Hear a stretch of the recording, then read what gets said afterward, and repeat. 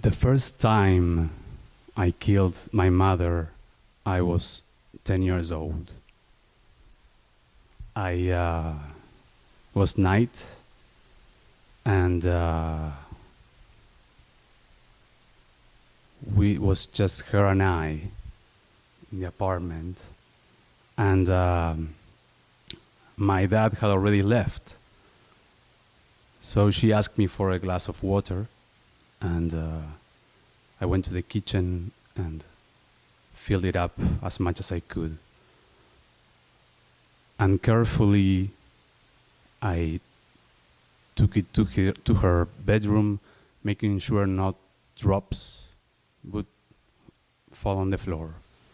And I remember I was barefoot, and the wood was like this one, a wooden floor, and it cracked. And I tried to avoid the furniture in the corridor. And the door of her bedroom was opened, and I could start to see her naked feet because she was laying on the bed. And she was still. And I walked in, and I left the glass of water on her bedroom.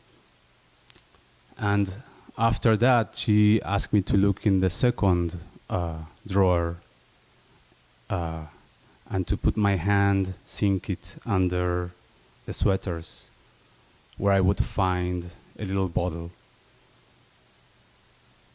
And she asked me if I could give her the bottle, and I did. And before kiss of goodnight, she asked me how much I love her. And I said I love her very much. And she asked how much is very much. And I said very much is a lot. And she asked me, do you love me up to the moon? And I said yes. And she said that was not enough. And I said I love her beyond that. And she gave me a kiss of goodnight, and I left. And I was sure, my instinct told me that she would empty the bottle of pills and use the glass of water for that. And that was the first night I killed my mother. I killed her again a few more times. When I was 10, and when I was 11, and when I was 12. And my sisters, who are much older than me, left the house. And it was just her and I. And I was 13 and 14, and I was still walking through that corridor, taking that glass of water, certain that that night I was participating in the death of my mother. And I could always see, and I can still remember her naked feet that I could still see from the corridor, because the door was open and she was always laying down there with her brown nightgown and the TV on. And when she didn't ask for the pills, she would just scream and break things. One night, when I was 16, and I'd been in touch with my father, and he had offered me the keys of his apartment, and I accept them secretly. while my mother was breaking things and screaming to things, I tiptoe out the door. And I left. And I remember that night I went to my father's. He was not there. He was always traveling, but I had the keys of his apartment. And I remember that once I was in his apartment, and I couldn't stop crying, but it was just 10 minutes I had been in his apartment, and the phone rang. And I picked up, and it was my mother.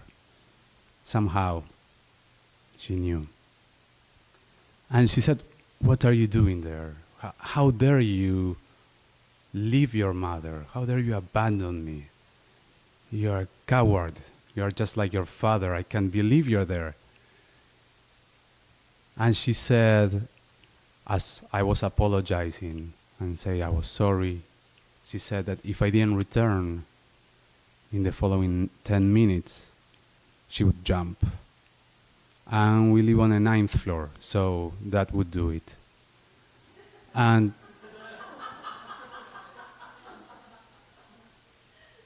I was certain this time there were no more games. This time it was just like the first time. I was sure that if I didn't return, she would jump and kill herself. So I hung up, promising I would be there immediately. And I was shaking. I called one of my sisters and told her what was happening, and she insisted to not go. She insisted that I should stay there. And I trust my sister, and I stayed. And I remember as I was waiting, and these were the longest minutes, I was certain my mom was already dead. And I imagined the police coming after me. And I imagined a prosecution. I knew at any time the door would be, someone would be knocking to take me as a criminal. And I was crying because I had killed my mother for real. But then the phone rang. And it was my mother.